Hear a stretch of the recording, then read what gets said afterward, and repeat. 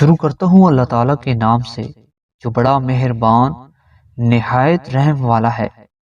حضرت سعید بن زائد رضی اللہ تعالیٰ عنہ سے مروی ہے کہ جناب رسول اللہ صلی اللہ علیہ وآلہ وسلم نے ارشاد فرمایا،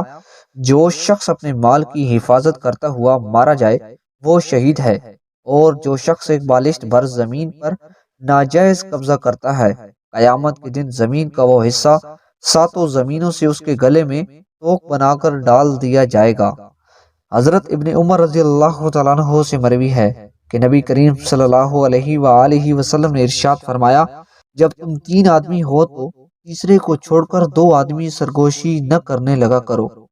حضرت معاویہ بن حیدہ تشیری رضی اللہ تعالیٰ عنہ کہتے ہیں کہ رسول اللہ صلی اللہ علیہ وآلہ وسلم نے فرمایا، اللہ تعالیٰ کسی ایسے مشرک کا کوئی عمل قبول نہیں کرے گا جو اسلام لانے کے بعد شرک کرے، الا یہ کہ وہ پھر مشرکین کو چھوڑ کر مسلمانوں سے مل جائے۔ حضرت عبادہ بن صامت رضی اللہ تعالیٰ عنہ کہتے ہیں کہ رسول اللہ صلی اللہ علیہ وآلہ وسلم نے فرمایا، اللہ تعالیٰ کی حدود کو نافذ کرو، خواہ کوئی قریبی ہو یا دور کا، اور اللہ تعالیٰ کے معاملے میں کسی ملامت کرنے والے کی ملامت کی پرواہ نہ کرو۔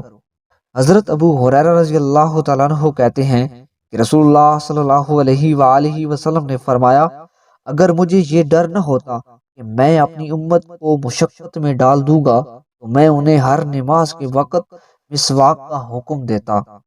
وضاحت یعنی مسواک کو واجب کر دیتا، لیکن ہر نماز کے وقت مسواک کا مسنون ہونا ثابت ہے۔ اس سے معلوم ہوتا ہے کہ آپ صلی اللہ علیہ وآلہ وسلم امت پر کس درجے مشفق اور مہربان تھے۔